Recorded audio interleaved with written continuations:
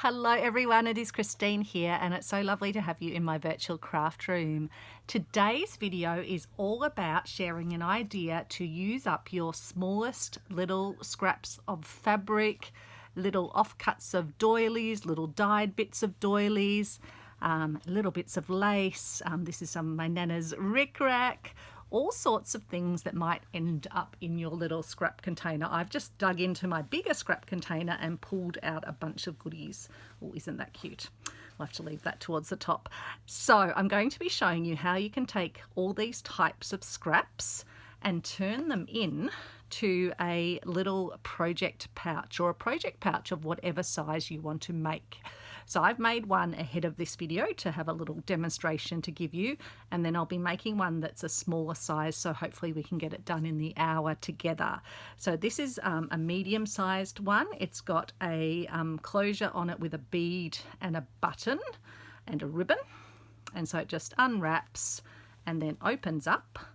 So it's got the scrap collage on the outside of it that you can see there, and isn't that just divine? You wouldn't think that little scraps would come together into something so vivid and so lovely.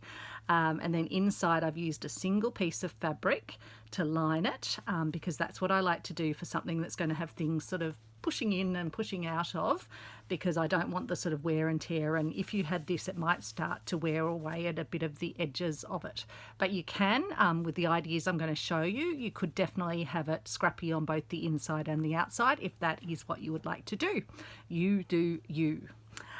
So this one's going to be holding my hexagons, which many of us are on our hexagon making addiction at the moment as part of the Slow Stitch Hexagon Mat project that I'm hosting as a stitch along here on YouTube and in our Slow Stitching Friends Facebook group. And so I needed a place to keep my hexagons which aren't yet stitched together around the edges, and I thought this little pouch would be absolutely perfect. So all you need to do or have to make a pouch like this one is a piece of felt of whatever size you want the pouch to be when it folds up. As I mentioned, we're going to make a smaller one, so I'm using a half a size piece of the regular sort of crafting felt, which I think is normally about an A4 size, so this is just half cut that way. I was also playing around and thinking you could cut in half this way and make a pouch that's sort of more squarish. So you're basically just going to have a folding up pouch, will be the finished product. So just play around with what size you want. So a piece of felt, but you could also use a piece of wadding, a piece of blanket, even just a piece of fabric that you want to use as your base fabric. I want to have something that's easy to stitch into, but something that's going to give my pouch a little bit of structure. As you can see, it sort of holds its shape pretty well. So that's what I'll be using as my base. I'm going to be using some glue because pins and myself are not a friend, but you could definitely use pins. If you're using pins, my preferred pins, but I still don't really like using them, are the very small little applique pins. Let me see if I've got any out on my pin pad at the moment. Oh yeah, there we go. So these little pins are very good. They're little applique pins, or applique pins, depending how you want to pronounce it. But I'm going to be using glue because it's a really good beginner-friendly way to get your fabrics down. And I wanted this to be a beginner-friendly project, but also one that those who have a lot more scraps and have been stitching for longer can also do. So you need that. You'll need some thread. I'm going to use a nice bright yellow thread like I used on this one, because I find it sort of acts as a neutral but also as an accent, but it's not too overwhelming. So I like to put yellows in my designs. I find yellow just really lifts, even if you've got some darker pieces in there, and it's a really nice, I guess, yeah, joining, bordering colour. So I'm going to be using yellow thread, and then you'll need a needle as well. Then you'll need a button, maybe a Suffolk puff for the closure, but really I'll show you a few different ways that you can enclose your purse or your little pouch at the end. So let's get underway with the collaging. So I'm just going to basically start having a look in my pile of fabrics and selecting out some to start with. So I might start with some of my plainer ones. And I should also grab myself a piece of card to do the gluing on. And you don't need to glue everything. With the glue, it's really just helping to, because it's been a hot day, the glue is a little bit extra squishy. I should have remembered to put it in the fridge or something. Now, if you wanted to trim off the little ones where you've got slightly edgy bits on your fabric, you can do that, but because we're going to be whip stitching around the edge at the end, it will be absolutely fine. Now, if I've got an irregular piece shaped like this, I don't even know which way but I quite like that piece there. So I think the fabric sort of goes this way. Tear up there. I'll still keep my other little pieces because they'll be able to be used in a future project. I might just cut off those slightly wispy bits, and then I probably pop it like that. And so at this stage, because most of the fabrics are multi-directional, I'm not worrying too much about what goes where. I mean, ultimately, as you can see in a pouch like this, let me just undo it, you'll have this bit coming down and you'll have that bit sort of going up and then this bit coming up. But generally I just do the collaging first, and then once I've got it all collaged down, I work out which way I want to put my pouch together. This is some of my hand dyed fabric, but it's a bit smaller actually, so I might keep that a bit until we're a bit further into the process. This was when I was doing my little slow stitch square for one of my swaps. This is just friction marker on the back, which will iron out, but it was me practicing making a little house design, so I think I can just use a little bit of that. In fact, I might even use, I can probably use all of that actually. Just did say I was going to use my cardboard to glue, but you know me, I mix it up a bit. And don't worry if it looks clashy. It all somehow in the process it comes together. So trust the process. Now I like to put some colours so they're sort of referencing each other. So let's say I'll put a bit of yellow up here. These were some scrap squares I got, I think, in a big bundle of scraps that I might have got from the Sewing Lair online op shop ages ago, but they're sort of smaller than like the hexagon size I need, but a project like this is absolutely perfect to get it all done. And it is good just to overlap your fabrics a little bit. It'll just make it easier when you're stitching down. They won't try and sort of pull away from each other too much. This is a lovely piece. Again, got those nice yellowy vibes. I might just snip off the thready bits. So I'm filming this on Monday evening, and not sure whether it'll go up tonight or might go up on Tuesday.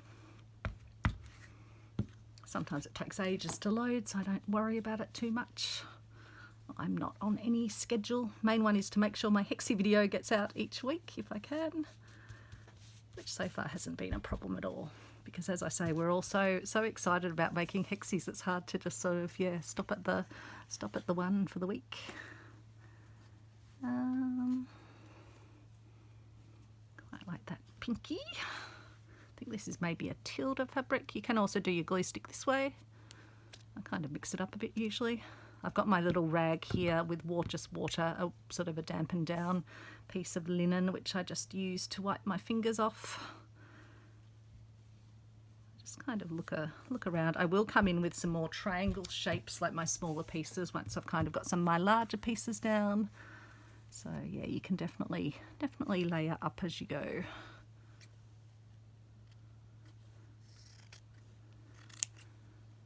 So yeah, if you want the edges to be not sort of frayed, then probably tearing's best to avoid. Again, I tend to do a bit of a combo of both.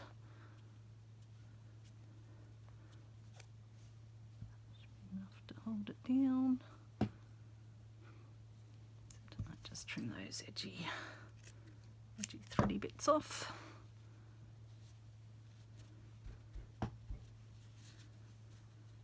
Something stuck there. Now I might keep something like a little duck. I think I've got a yellow one as well. Yeah, I was thinking I might put him on. This one came off a dress I got from the op shop, but I think it might be a Liberty fabric. I'm not sure. Looks like a Liberty Betsy possibly. So even long pieces like this can be really, really useful too.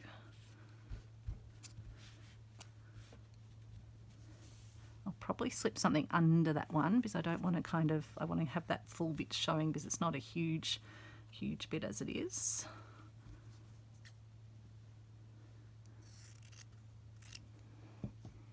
This is just some random scrap here, but that's okay. So I could definitely, yeah, put this one underneath.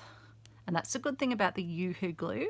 I don't have no affiliation with Yoo-Hoo, but I do always keep a stock of them to use for my gluing down because you can keep lifting up the pieces, you can remove it, it's washable, so the Yoo-Hoo will wash out if you did need to wash it out of your fabric or your piece, but it doesn't make it stiff and it's never put any sort of residue or shown sort of through to the surface. So yeah, I really do like using my Yoo-Hoo glue. Well, I've got a cute little bee that I'd stamped and coloured in with fabric markers.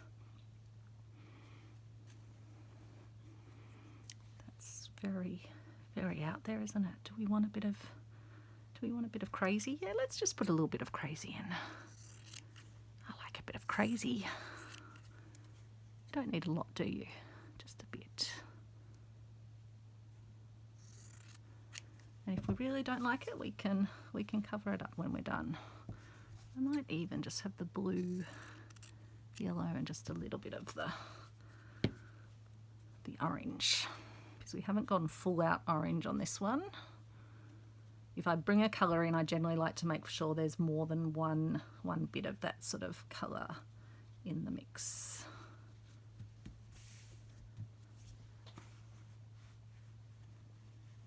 I do love this fabric. I think I might have used a bit of that on the other pouch too. And that's the amazing thing, even though you're using your scraps, I'm still kind of ending up with more scraps from the process. So even something like this, I'm going to go in over the yellow, and we're still, so I might actually just make that a tiny bit shorter. So we're still going to have some yellow showing in here, but we're, yeah, kind of going over the top of it. Just trim it down so it's a bit of a straighter edge.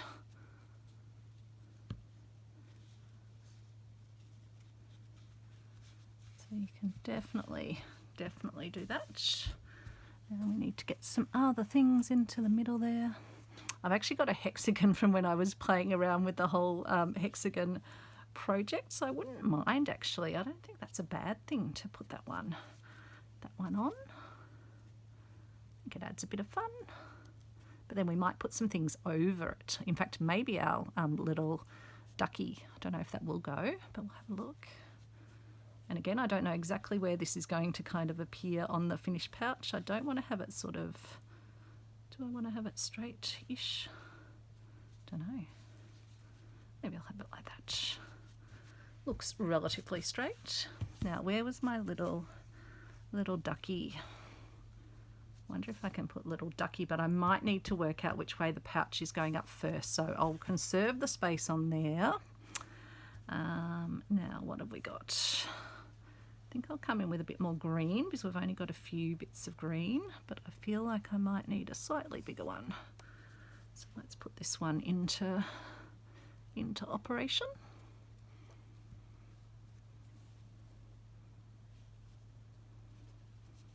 Again, I'm just thinking about which bits I want to sort of conserve. I probably want to get something down there too. So I might use this one of my hand painted offcuts. Even put that one sort of like that. Ish. And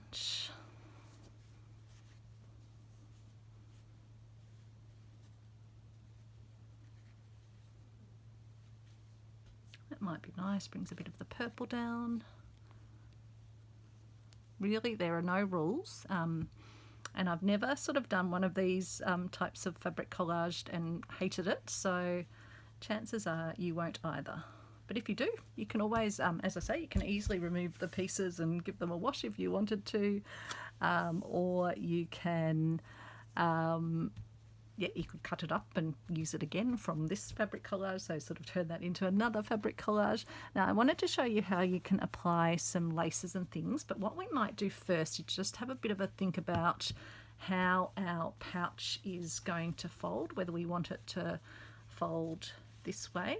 And I don't know if I mentioned, I don't think I did before, I'm going to use my pouch to put my smaller middle hexagons in, the ones that I've put on my templates but haven't yet stitched around and formed onto the larger ones. And so this will be the perfect size little pouch for those ones. So that's just another idea for those of you stitching along with the Stitch Along project. So this is one option where I'd have the pouch like that. And so then my little hexie would be over there. Or I could have the pouch like this. Which way do I want it? Like this, like this. That is quite cute.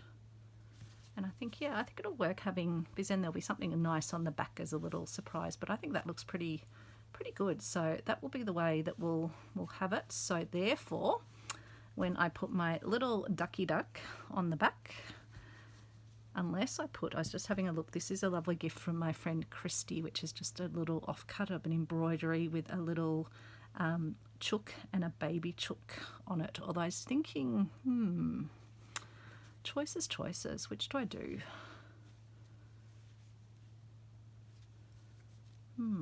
I'll cut around this one first and see if I'm happy with that. I'll just cut it with a little margin around it. I don't want to keep too much of the brown, so I don't want the brown trim, for example. And I don't want to go so close to it that I'm not leaving a margin. I want it almost to be like a little fabric sticker.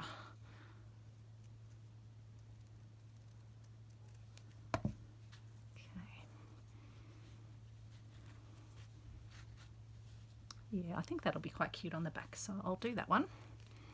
And we'll save our chicken for another one. I might even put that actually in my container for the middle of my hexies. I'll put that with my other hexies and I'll find a way to attach that on, like my lovely friend Sally from Dotty B Vintage is using a lot of her vintage linens and other things on her, but she's making a more neutral side and then a more colourful side for her hexie mat. Can find Sally and my lovely friend Kristy both on YouTube here. So Bits Kristy for Kristy and Dotty B Vintage for Sally. I always forget whether it's just Dotty B or Dotty B Vintage. I just call her Sally, so that's why I always stumble over that one, because it's like I'm pretty sure it's got vintage at the end as well. But you can find all the people, one that are doing the Hexie projects. If you click on any of my Hexie videos, I've got a whole list of wonderful YouTubers linked there, including my lovely friend Annie Claxton from Arty Farty Annie. And so now I can come in and just add some more little accents with some of my smaller pieces, now that I kind of know which way my pouch is going to go. And I'll probably give it a little bit more of a lid. I guess I just have to make sure that my hexies can fit in, but obviously they won't have the clip on the top of them. So yeah, something like that. That will definitely work. So do I want to add anything else? Is anything kind of missing from here? Do I want to? Then I lose my flower, so maybe not. I sort of feel like there's probably enough there, and I don't want to do so much that we don't get our stitchy done. So I think that's probably actually good enough, but I did say I wanted to show you how some lace can go on. So let's just have a look at that. So I'm just going to sort of cut and give it a bit of a curvy shape. No particular thought or method, but just cutting around the motif a bit, giving it a bit of a curve. And then we can just have a think how we want to, where do we want to put our little little lacy bit. Or do we want to maybe just cut more around the flower itself, maybe? Just so it's not too big on a quite small pouch.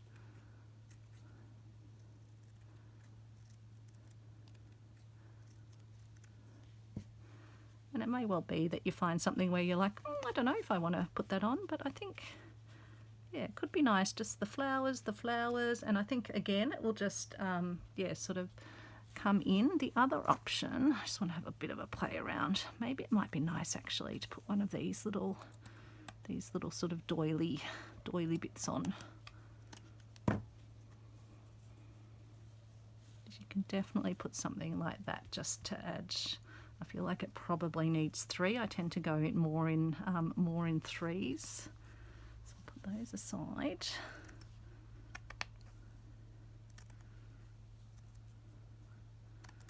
I might just take those ones and pop those sort of down there.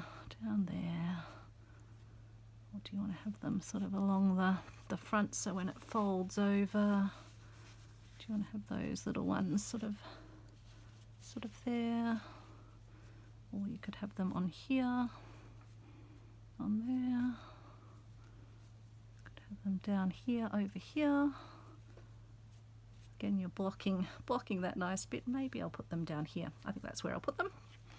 You just audition them. You see what pleases your eye. Everyone's going to have a different view, and ultimately, if you don't like what you're looking to put on, you just put it back in your scrap container and it will find another home somewhere else.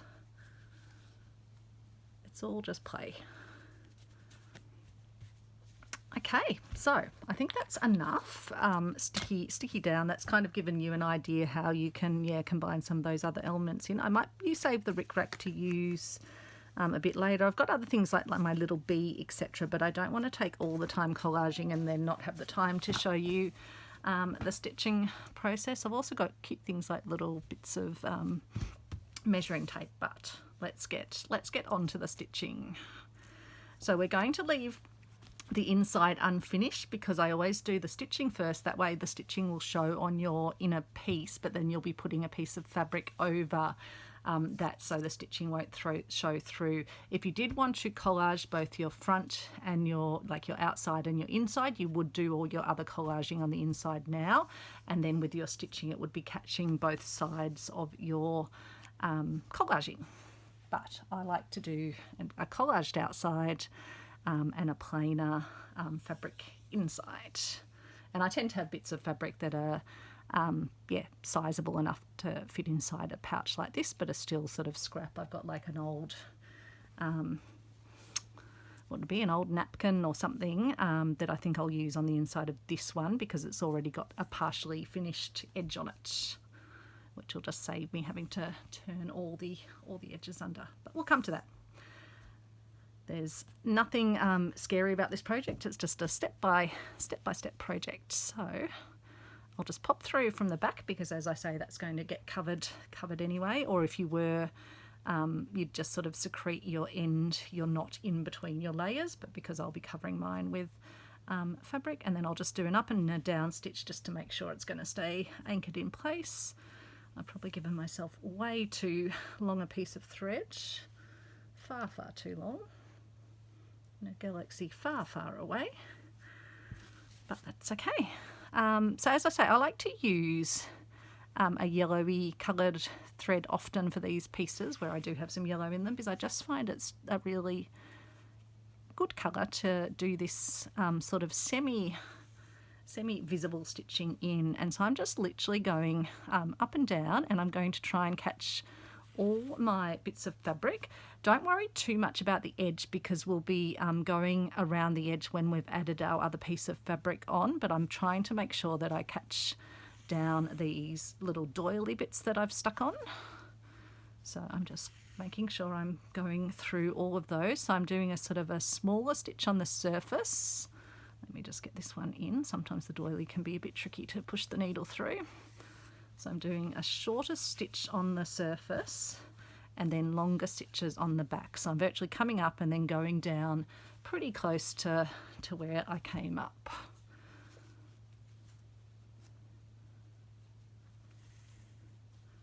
So once I'm happy I've kind of got that side of the doilies done, I might then just come back and also stitch down around them. So again, just doing that shorter stitch on the surface and then a longer stitch sort of traveling on the back. So going down and then traveling further over. It's what they sometimes call an invisible stitch. I'm happy to have a bit of my stitching showing on the surface. So I'm not trying to be super invisible because I actually like these little flashes of the yellow thread. And the thread I'm using is just a second-hand cotton. It's a Gutermann thread, which tends to be a very good quality one. But like most of my threads, they're just from op shops or second-hand bundles of them. But it's a great way to get good quality threads and not pay a fortune and get a variety. So I use regular sewing threads a lot in my stitching. I'll even use it to do decorative stitching with. You can combine up multiple strands of a regular cotton. You can even mix colours and make your own sort of variegated colours. So yeah, I actually have a huge bowl of just regular sewing cottons next to me. So I've got around here. So now we've stitched all around that and all the little doily piece is sort of held down. Someone asked in a recent video, don't these sorts of things fray? But in general, the doilies, they actually hold together okay. So now I'm just going to sort of head my way over, and I'm now going to start to stitch down this piece. Again, I'm not going to worry too much about the outside of the piece, but I'm just going to go around it. Now, sometimes I like to do just a running stitch up and down to make it sort of like a decorative stitch, which I'll do around this one, and then I'll show you a few of the other stitches. But basically, whatever stitch you like to do, you can do ones that are a bit more visible on some of your shapes. I'm doing longer stitches now, like a regular running stitch where it's about the same distance apart on the front and the back. So a bit different to the invisibles, more style stitch where I was doing shorter stitches on the front and longer on the back. These are pretty even stitches. And so I'm not worrying about being super straight or anything. Again, it's just going to be the mass of the stitching that you do that is kind of the thing that brings it all together. And we're going to be going around each of the shapes to anchor them down, but the benefit is that it does also give you some really nice decorative stitching. And I might at the end here, I like to just make sure my ends of like the triangles are held down, so I'm going to do a stitch just into that, just to anchor that sort of end down, and then I can continue over here. As I say, don't worry too much at the edges because we will be coming around those.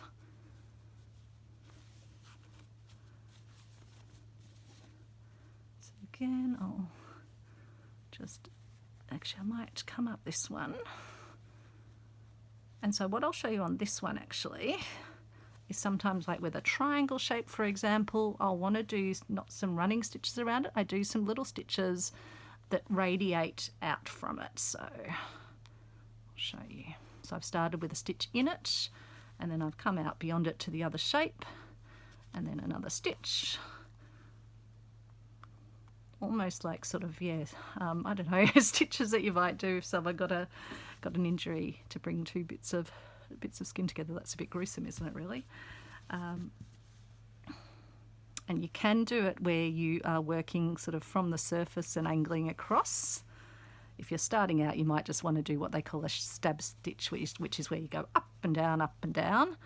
As you get a bit more experience, you can do the angling. I just do a variety of them when I'm stitching. You can obviously do them closer together. I'm just aware I'm trying to sort of show you this little technique all in one video, so I will do just slightly further apart stitches. But again, you do stitches in whatever distance apart, etc., that pleases your eye. The main thing is just to make sure that your shapes, your fabric is all going to stay together with stitches, because as I say, the glue is just to get it held in place like you would with pins. But for me, if I was using these tiny bits of fabric and pins, one, I'd be stabbing myself, the fabric could be moving around and annoying me. So the glue just means that I find it a enjoyable, relaxing experience rather than cursing at my stitching. And so then I'll do something on the point as well. Just pop out from that as well and come back. Seeing how we're going for time. Oops. So yeah, I probably did slightly more delicate stitches on the other one, but I guess I just want to show you it doesn't matter. It's all going to look good in the wash up, except when you unthread your needle.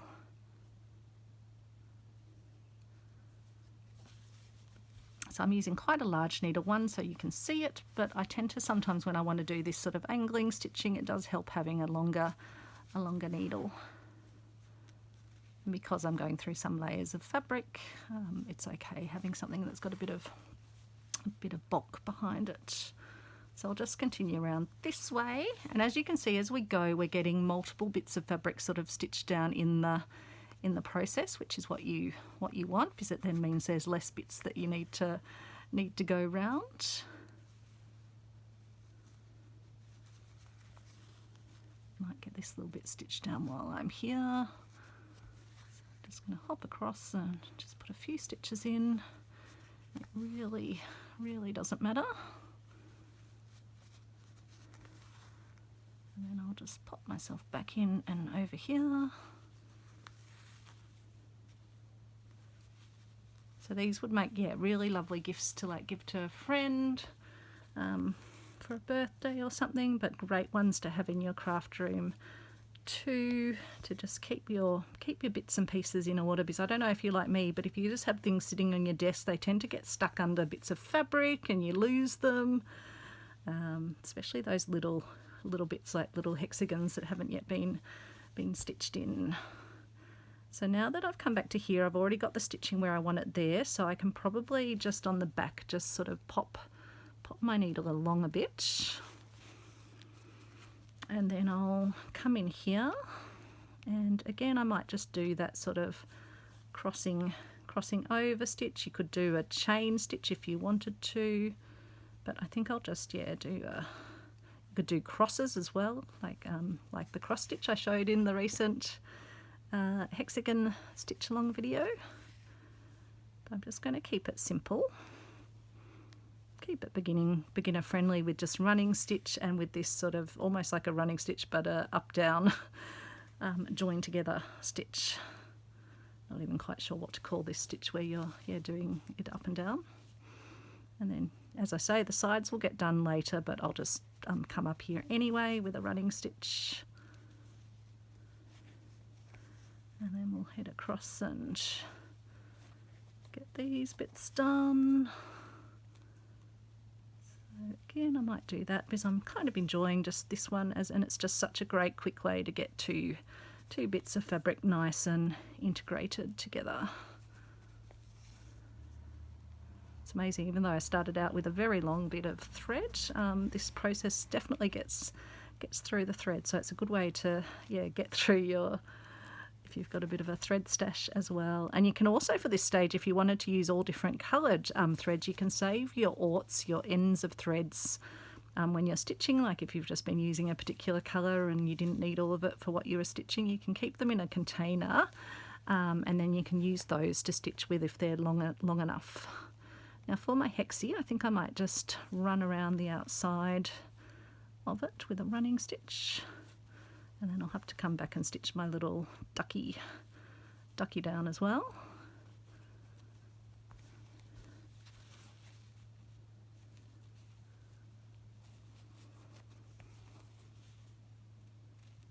So yeah, this is serving a dual purpose. One, it's adding little accents to your design and a common sort of bringing together, because you are using a single colour of thread and a colour that does pick up elements in your colour palette as well, but it's also anchoring your pieces down. So dual purpose, decorative and practical.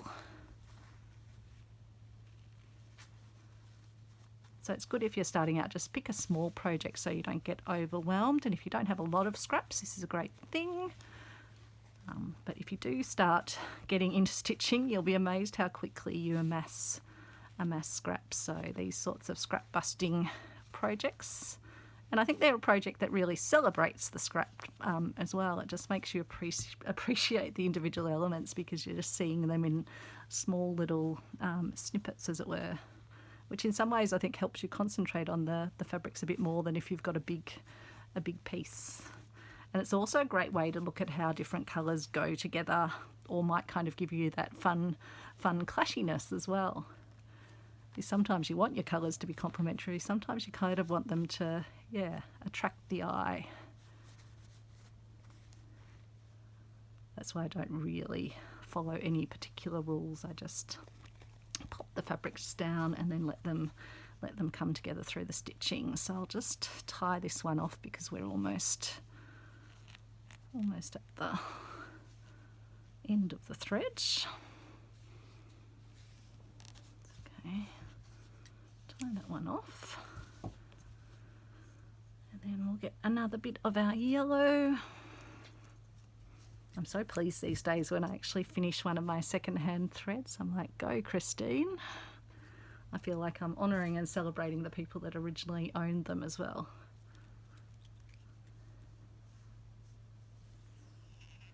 Because we do kind of joke that we'll have to probably be stitching for the rest of our lives to get through our stashes. So my aim is to use and enjoy the things that I have, and not get sort of too precious about things, not keep things just for a rainy day, as it were.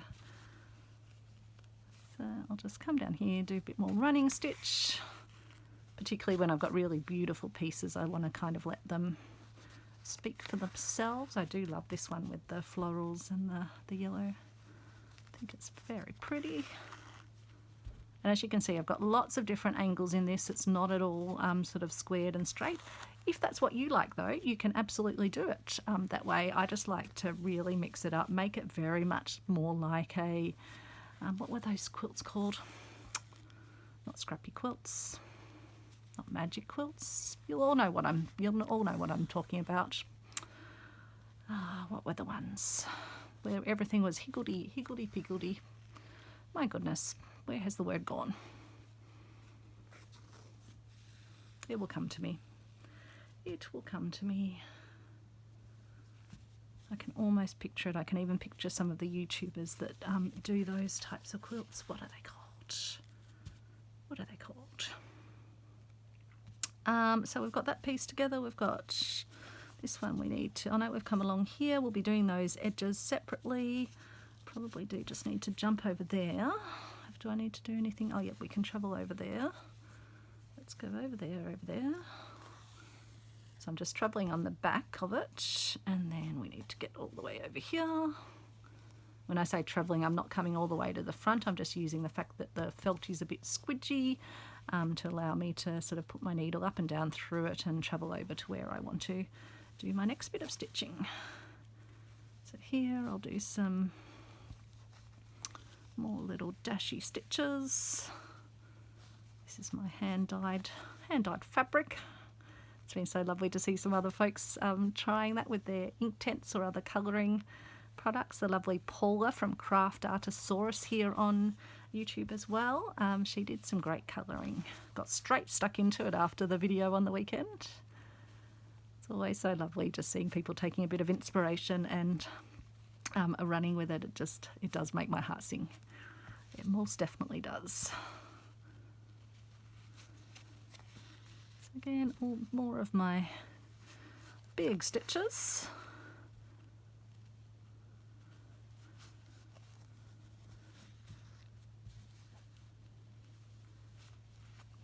Now it's annoying me that the reason I can't, that stitching style that that quilting style that I just can't remember the name of. It's on the tip of my tongue. Often it's that way, isn't it? If you think about something too much, it just evades you even more.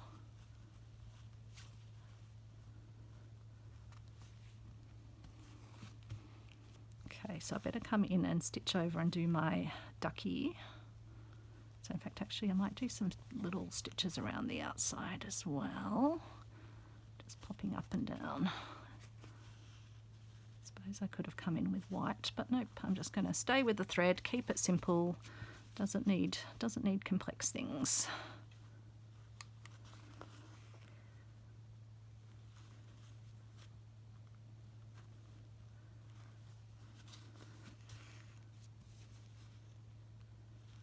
So just anchoring the stitches down.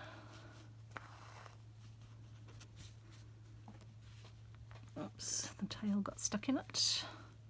Crazy quilting, that's the one. See, I let myself relax for a moment. The brain was whirring. Crazy quilting, that's what it is.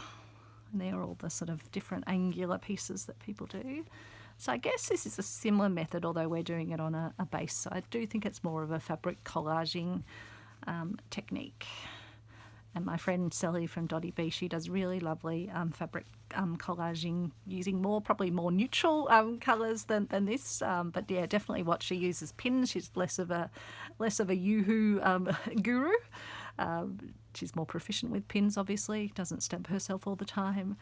So yeah, definitely check out her videos as well. And I think my friend, lovely friend Kristy, I haven't managed to watch the video yet. I think it's only just gone up in the last, probably while I was sleeping last night. Yeah, I think she's got a special needlebook project as well. So some more good things you can check out. Always nice to promote and encourage each other, so I try to do that as much as I can with as many different channels as I can. So this one was just sitting up a little bit, so I'm just going to come across and put some stitches in to just make sure it sort of stays down. There we go. So I've still got some pieces sitting up. So we'll go up here. I think we're going okay for time, but I can always edit this video down if we're sort of, because I do want it to fit into an hour, but I was keen to see if we could get the project mostly done within an hour.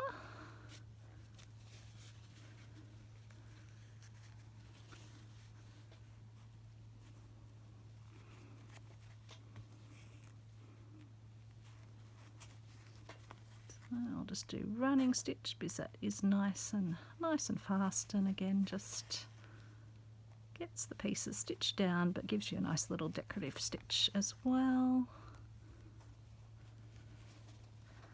Now, do I have enough thread to get over here? I think I do, so I'll just anchor it down there, pop up here.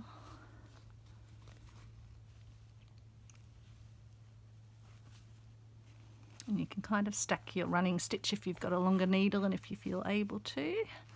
And that's where you kind of go up and down multiple times, stacking it on the needle.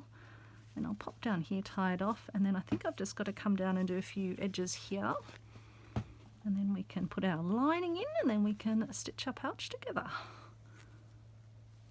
And talk about closures on the pouch. Powering along. Let's see how we go. The other thing is I can always come in actually and because of the felt you can kind of stitch afterwards even when the pouch is together, just kind of working in the layer without going all the way to the other side. But I'll just spend a few more minutes and just get the other bits of fabric stitched down here. So I'll just start over here. And oops, my knot isn't quite big enough to hold. Do another knot. I'm still pulling through, so I'll just make a knot on the back instead. That's just a trick. If your knot's not holding, you can just do a sort of holding stitch on the back and then pop through, and it will be better behaved second time around. And then yeah, I'll just do a stitch down here to hold these pieces together too. And then one in the middle.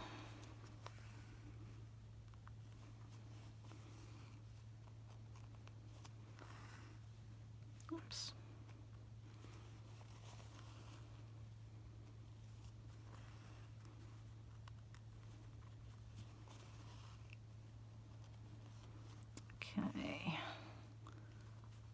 like that. So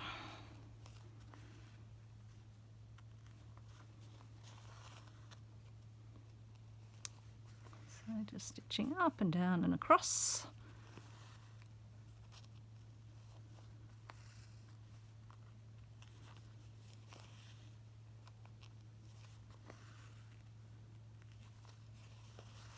It is very relaxing. I'm probably doing it almost speed slow stitching, but you can just potter away on this. It's a great one to kind of do in front of watching something on the TV or on the YouTube. You could even do this while you're watching the video. It's always good to do something while it's sort of fresh in your mind. And just give it a go. You really can, as I say, you can't really go wrong with this. It's going to, I think it will look lovely, whatever fabrics you have and whatever you do. I do like to have like quite a few of the smaller fabrics. Like this is probably one of the larger scale fabrics, but the ones with nice small prints. So that's why the fabrics from my hexies were particularly handy. Now I still need to stitch down that little piece there. Just quickly do that. And then I'll just come back up, put another stitch in, and then I need to stitch over. I think I'm almost getting there. Just need to do some stitches over here. And some stitches on the other side.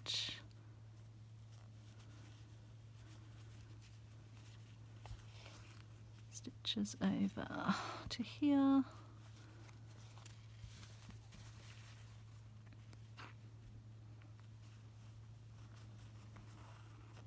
So we've got some very hot weather coming our way, while others of you in other parts of the world have snow and snow flurries. Chatting to one of my lovely slow stitchy friends from the Facebook group, and well, it was actually I think in the comments of one of the YouTube videos here, but they'd had a massive sort of snow flurry and they had to be rescued while they were travelling in their car. They're all okay, which is the main thing, but yeah, it must be very, very scary. So stay safe out there, folks. So what I'm now going to do is, I was talking about how I was going to use this old napkin, and I like it because it's already got two finished edges down here and down there. So I think it's going to be just wide enough that I can fold this edge in, and then I'll just cut it off so it's a little bit longer than I need it, so I can fold the bottom edge in as well. So let me show you the theory. So if you didn't have two finished edges like I've got here, you'd be folding all the edges in, but I'm going to be able to just fold in what I don't need. So I'm going to just start by attaching a bit of it on, not right down, because I will need to be folding the other bits over. Oops, get away thready bit, I don't need you, and I'll just put a few dobs on it just so that it does kind of hold in place. Now, was this the bit that was going to be coming over? We can tell, yep, that's the way it was going to go. So I'll put this bit, this finished edge up the top, because that will be the bit that sort of opens up in the pouch. So I have that like that. You can also use your quilty type clips at this point. So I just bring it sort of up as close and approximate to the edge as I possibly sort of can. Doesn't have to be exact though. If you've got any little ends of your cotton threads, just make sure they're sort of poked under. And then I can just trim this side down a little bit. And that should be fine. And then I can put my gluey glue on. And I can fold it up so that it folds up and under to be about the size. And you can just sort of keep manoeuvring it until it's sitting about right. It will all sort of come out in the wash as it were anyway, so don't stress too much about it. You also do just need to make sure when it folds it's okay, but that's working as it is. Sometimes the folding process just makes it sit a bit differently. And then do a similar thing down this edge. fold it under to match-a-roo. And then when you're on this side, you can just sort of, you could cut these little corner bits if they were getting a bit too thick for your liking, but it's going to be inside the pouch, so I'm not too worried about that. So I'm happy with that. I'm going to use my little wet linen to clean my hands, and then I'm going to show you the process. We might not get all the stitching done, but I can definitely show you how it's going to work. So again, I'll just use my yellow stitchy thread. I even had some left in the needle, but that was only a small quantity, so I'll take that out. So what we're going to do is stitch along our top first, and also just stitch along the bit that's not going to be stitched into the pouch. So hopefully not getting a knot in our thread. I think I might have, did I? Nope, it's down there. Okay. So ultimately my pouch, we thought it was going to be something like, we just need it to be able to fit a hexagon like that, something like that, and something like that. That's pretty good, I think. So I can just put one of my clips here, one of my clips here, and get my thread, and we can actually probably start down. Now you can, if you want to get everything stitching together, you could first of all stitch around the whole outside of it and then do the folding. Because we're sort of on time, I'm going to show you all in one go, and this is definitely the quickest method to get your pouch all together. Now again, my thread is being difficult and not holding its end, so I'm just going to start with a stitch here and hopefully not stab myself in the process. And we'll just get stitching around. Might go 5 minutes over the sort of hour mark, but that's pretty good. And then we're just going to use what is an overcast stitch and just work our way all around, basically coming from bottom to top, catching all the layers, catching the lining, catching the felt, catching the fabric on the outside. And it's just going to put stitches that brings it all together, so you can go a little ways into the fabric just to make sure that you are catching all the layers, catching all the things. And this is something where I'm going to do my stitches a little bit further apart than I normally would, just to kind of, yeah, get this together. I'll probably come back in and add some more stitches post video. So yeah, normally I'd do them a little bit closer together, but it'll be enough to demonstrate the method to you.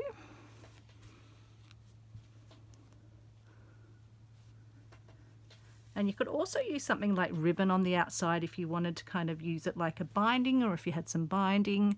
I just like to really let the scrap fabrics sing, as it were. You could also use a thicker thread like a perle cotton if you wanted your outside stitching to also be kind of a feature.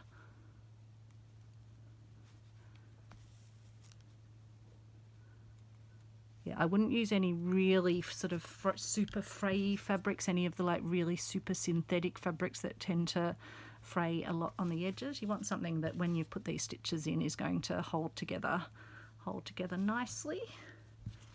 So don't worry if your sort of fabric moves a bit in the process.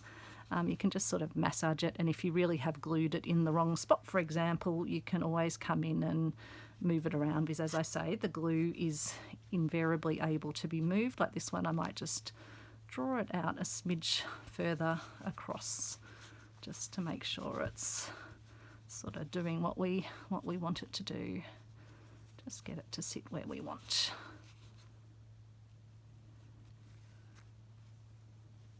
Got a knot there. I feel like I've created a knot, yes. So now I'm coming up where the flap will be. So we're just really getting the 3 layers of fabric together, the fabric from the front, the inner felt, and the lining fabric. So in fact, here I was saying earlier, we don't have any orange on the pouch, but the lining has that orange in it. So I could have definitely added a bit more orange to the outside of the pouch. As I say, I can always come in and add it later because you can actually sort of stitch into the pouch without going through all the layers. That's where the felt really helps. So I'm not going to show you, oh no, I'll go across the top because then I can actually just show you some options for putting the little anchoring device on. But I'll just talk you through, yeah, I'll get across the top, I'll show you where else you do your stitching. Or we can just go over for 5 minutes. I don't know. Or I can actually, no, maybe I will just, I won't make myself rush too much. I'll probably just edit out a little bit of stitching in the middle, which by the time you're watching it will probably have been edited out. So that way we'll get there. Because I would like to show you the finished product. So again, just doing these overcast stitches, catching the front and the back. Don't worry that the lining fabric is just sort of sitting up a bit. It's all just going to add to the finish. It'll just look like it was meant to be that way. Main thing is just to make sure your stitches are catching all the layers so it holds together nicely.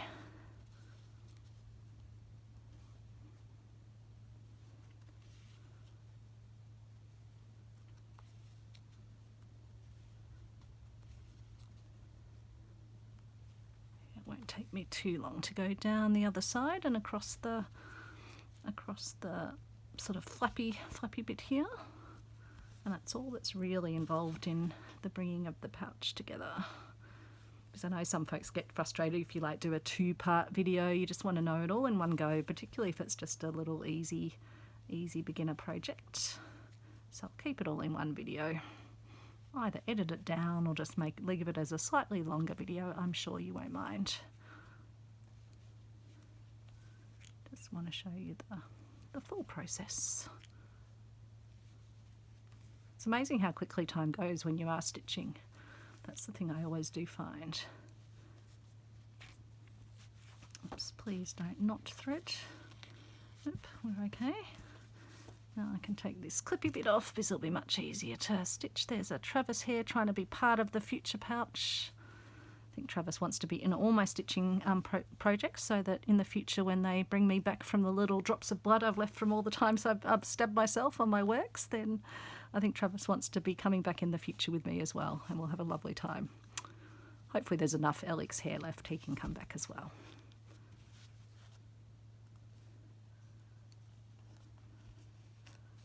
I was wondering what the little grey dots in the doily were, and then I realised it's the little grey dots on the fabric underneath. I was like, I'd never seen a Dalmatian dotted doily. I'm sure there's one out there somewhere. It's amazing the variety of doilies you can find. So again, just doing the overcast stitches, catching all the layers. That's when a bigger needle does help. Having a little surface you can push off as well always helps too. Just coming across and stitchy down to here, and then I'll tie it off at the bottom, and then we'll come across and do the middle flappy bit. Oops, please don't knot on me at this point. Sometimes I think my needle and thread have got a perverse sense of humour. They choose the most inopportune times sometimes to tease me with a knot. Okay, and I'll get myself, come on, thread. So now we just need to stitch across here. So let's do that. You can see how it's all coming together. Oops, did we cut? Nope, we did not. And then, yeah, we can just spend 5 minutes after this just talking closures.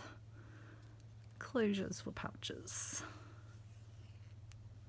So again, I'll just hide my end sort of in between the layers of fabric, and then I'll stitch over where my end is hidden. Let's hope my end will actually choose to stay. Because I'm using a big needle, it keeps wanting to pull the end through, but I'll just secrete this end here, come back through it, and just put a stitch in close by just to start it off held, and then just come back through that same hole. And then now we can start over at the edge, put a stitch in here, and then we can just work our way along doing over stitches again, capturing all 3 layers of fabric. I don't know if I should bring you down just a smidgy closer. Just sometimes the light goes a bit funny if we get too close. Oops, that stitch didn't go where I wanted it. Okay, it looks like I might not need to edit out the middle of the video, because I think we'll get it done in about an hour and 5 minutes.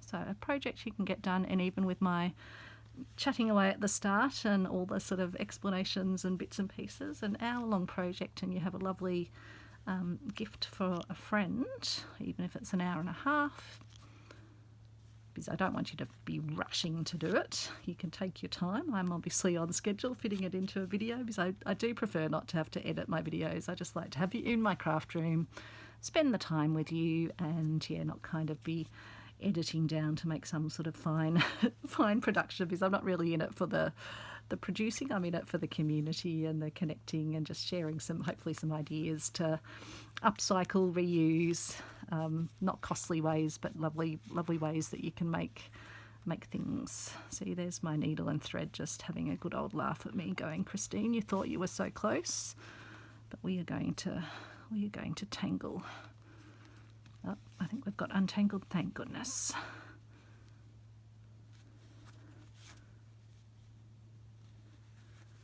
Feel like I'm on borrowed thread. Let's get to the end here.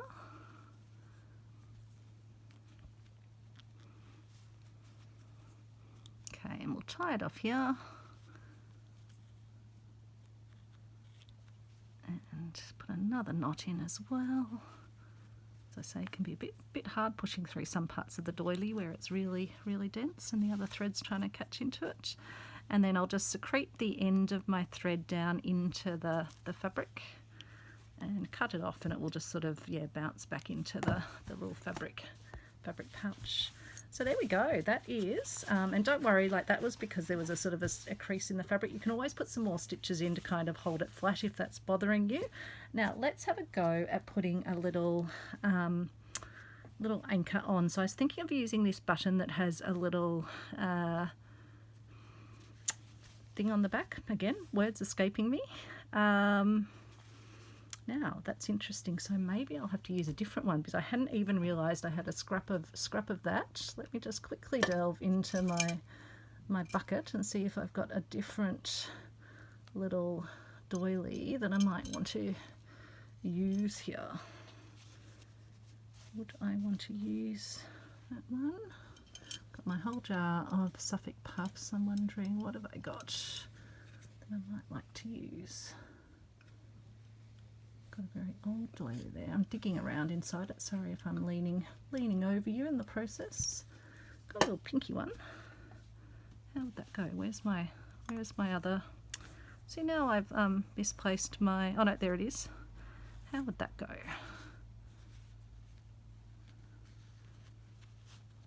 Because I'm thinking I'll just make a little elastic that can hoop around this.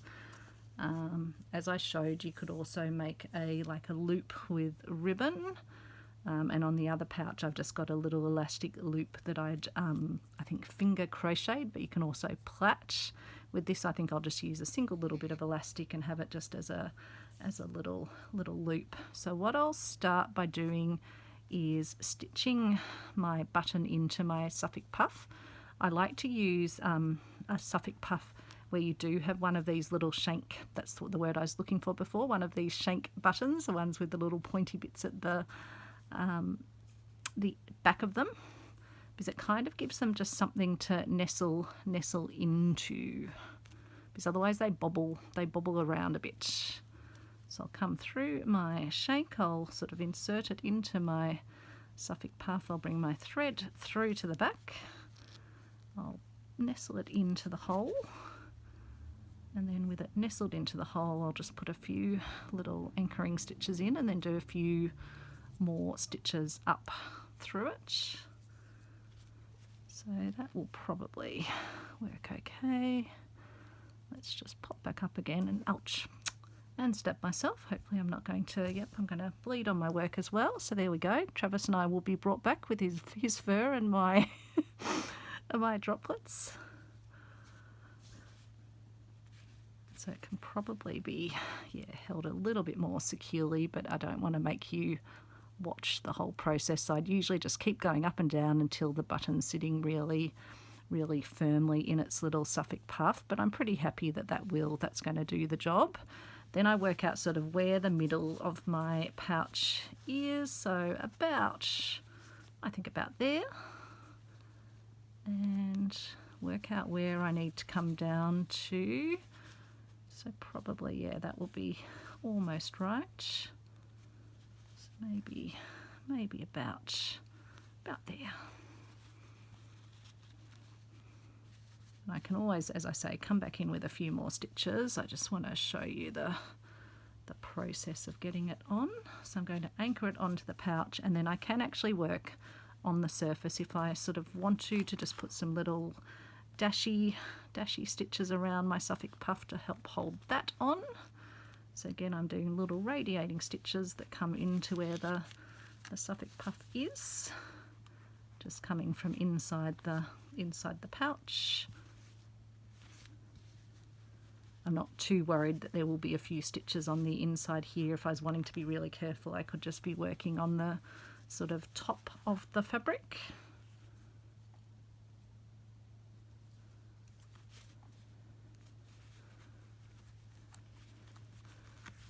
I can show you on the next stitch actually what I mean by working on the top of the fabric. So I'm out on the top of the fabric. I can just angle my needle and thread so that I'm not going right all the way through the pouch or all the way to the other side. I'm just working up here, and you can put your hand behind it. Do be careful, it's sort of one where you could stab yourself with the needle, but you can feel when your needle's just staying between the layers of fabric rather than coming through to the other side. And so then I'll tie that off. And again, I could tie it off underneath the Suffolk puff itself if I want to, if I hadn't just unthreaded my needle. And so by that I mean I pop up here, put a little tying stitch in place, so pass my needle back through my stitch without unthreading it ideally, but such is life. Let's do that again. So just make a little loop and then pass my needle through it, which will give me a knot on the surface, and then I can put my needle back into my fabric, pull it through, pull it a little bit tighter, trim it off, and the thread will sort of bounce back in behind that Suffolk puff. So that's nicely secured on, and so the final step is we just need to put a bit of elastic on to make a little loop. So one way to do this would be before you finish stitching down this area, or even when you have, you'll be able to just sort of secrete, if you get a sort of a larger needle, I might not do the stitching now just because we are on time, but you can secrete the ends of your elastic, and you'll want to use enough that it will sort of stay secure, and you use your needle to just sort of angle the ends of your elastic up into one of the gaps, or as I say, you can do this before you do your stitching across. And you just get that into that little enclosure and just and bring it up enough that you've got a little loop that will hold your pouch down, very much like I did on this other pouch, which isn't a scrap pouch. Is another video I've got, which I'll link in the description below this one, and it's just got a little plaited piece of elastic that just slips over the button, and in this case I've just hidden it under the Suffolk puff. So that's just another idea. And then as I showed at the start of the video, this one's done with a little button over a piece of sewn on ribbon. And then the ribbon wraps around, and it's got a little, well not a little, a large bead, a bobbly bead that just wraps around the bird and just jingle jangles there. So in this one, all you have to do is either, you could put the elastic under a Suffolk puff if you wanted to do it that way. That would absolutely work as well, or you can secrete your elastic up into it, or you can just put a piece of yarn on and just use it to twist around your button. So I hope you've enjoyed that video. I'm definitely going to find this to be a very useful little pouch to keep my hexagons in. And yeah, I think it's just such a cute idea to make something really usable, really beautiful, that really brings your scraps to life. So thank you so much for watching. Take care, and I'll chat to you soon. Bye everyone.